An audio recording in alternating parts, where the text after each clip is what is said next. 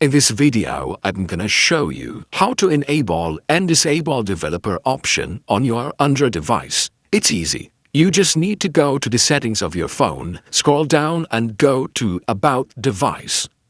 Go to Version and find Build Number. Here it is. If you can't find the build number, you can go to the search bar in your settings and search for build number.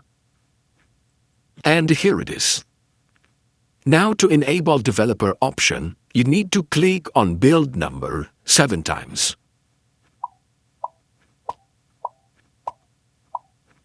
And as you can see, it says you are now in developer mode. And now the next step is to go back to search bar again and search for developer option.